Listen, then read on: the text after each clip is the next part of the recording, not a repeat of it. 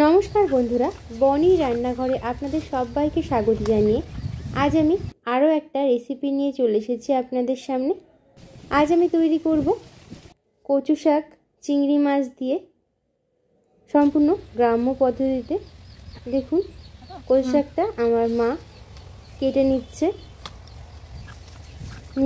নিচে যে পাতাগুলো আছে পাতাটাকে কেটে নেব। এই কচু শাকটা কিন্তু খেতে খুব সুন্দর হয়। দেখুন, আমাদের কচু শাকটা কেটে নেওয়া হয়ে গেছে। এবার রান্নাটা করে নেব।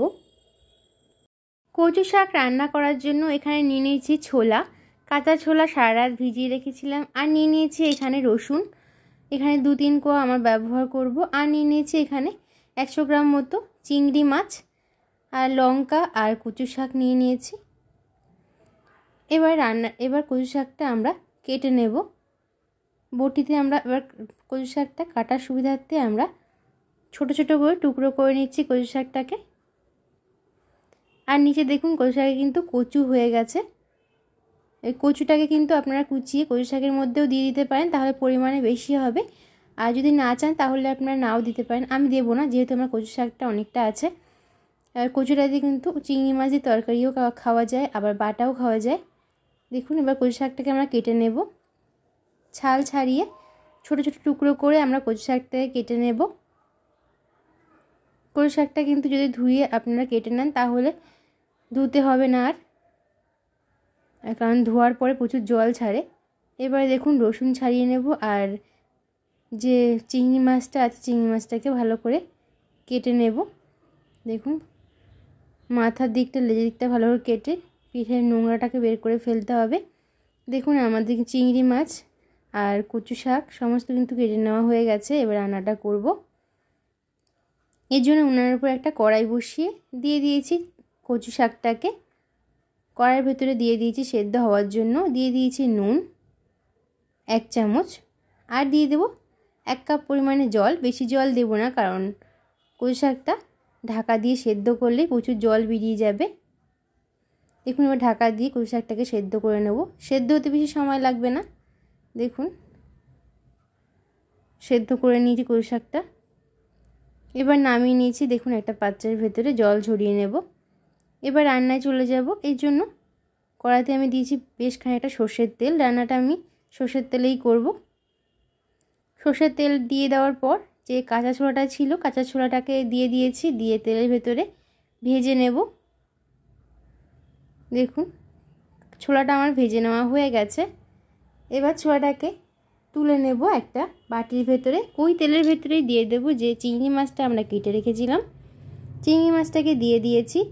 এবারে দিয়ে দেব সামান্য নুন আর সামান্য হলুদ। নুন আর হলুদ দিয়ে চিংড়ি মাছটাকে হালকা করে ভেজে নেব। বেশি ভাজার দরকার নেই, বেশি ভাজলে ভালো লাগে না আমার কাছে, এর জন্য বেশি ভাজবো না। বেশি ভাজলে চিংড়ি মাছের টেস্টটাও থাকে না। দেখুন, চিংড়ি মাছ আমাদের ভেজে নেওয়া হয়ে গেছে। এবার চিংড়ি মাছটাকেও তুলে নেব একটা বাটির ভেতরে। এবার ওই কড়াইতে আমি আরও বেশ খানিকটা সর্ষের তেল দেব। এই তেলটা বেশি একটু ব্যবহার করলে কচু শাকটা কিন্তু খেতে ভালো লাগে, এই জন্য একটু বেশি তেল ব্যবহার করেছি।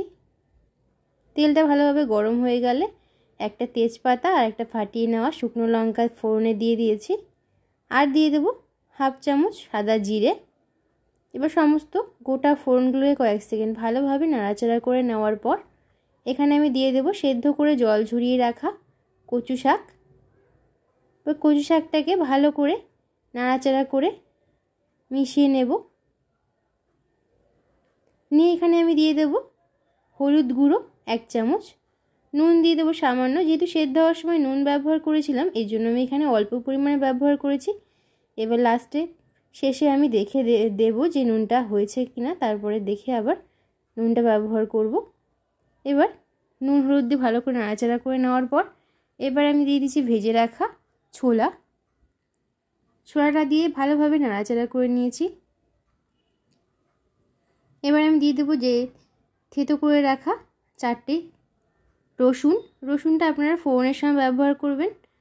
আমি ফোড়নের সময় দিতে ভুলে গিয়েছিলাম, ওই জন্য আমি এখন দিয়ে দিয়েছি। এখন দিলেও খারাপ লাগবে না, তবে আপনারা ফোড়নের সময় ব্যবহার করবেন। এই রসুনটা। এবারে ভেজে রাখা চিংড়ি মাছটা দিয়ে দিয়েছি, আর দিয়ে দিয়েছি 3টে কাঁচা লঙ্কা চিড়ে রেখেছিলাম। এবার কাঁচা লঙ্কাটা দিয়ে ভালোভাবে নাড়াচাড়া করে নেব। যতক্ষণ না কচু শাকের জলটা টেনে আসে ততক্ষণ ভালো করে আমরা নাড়াচাড়া করতে থাকবো, যাতে নিচের দিকে না লেগে যায়। নিচের দিকে যদি লেগে যায় কড়াইতে তাহলে কিন্তু কচু শাকটা একদম ভালো লাগবে না। এবার নাড়াচাড়া করে নেব। প্রায় মিনিট 5 নাড়াচাড়া করে নেওয়ার পর দেখুন কচু শাকটা কিন্তু প্রায় হয়ে এসছে। এবার আমি দিয়ে দেবো চিনি, 1/2 চামচ এখানে চিনি ব্যবহার করেছি। একটু মিষ্টি মিষ্টি হলে কচু শাকটা বেশি ভালো লাগে, এই জন্য সামান্য একটু মিষ্টি দিয়ে দিয়েছি। মিষ্টিটা দিয়ে ভালোভাবে মিনিট 2 ভালোভাবে নাড়াচাড়া করে নেব, যতক্ষণ না চিনিটা গলে যায়। দেখুন আমার রান্নাটা কিন্তু এই পর্যায়ে হয়ে গেছে। আমি এবার শাকটাকে নামিয়ে নিচ্ছি একটা পাত্রের ভেতরে।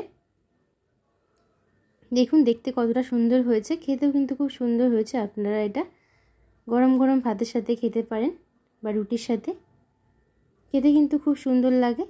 তাহলে বন্ধুরা আজকের মতো আমার রেসিপি এই পর্যন্ত। আমার রেসিপি যদি ভালো লাগে তাহলে আমার চ্যানেলটিকে সাবস্ক্রাইব করে আমার পাশে থাকবেন, লাইক কমেন্ট শেয়ার করবেন। আবার দেখা হবে অন্য কোনো নতুন ভিডিওর সাথে। ততক্ষণ আপনারা সুস্থ থাকবেন, ভালো থাকবেন। ধন্যবাদ।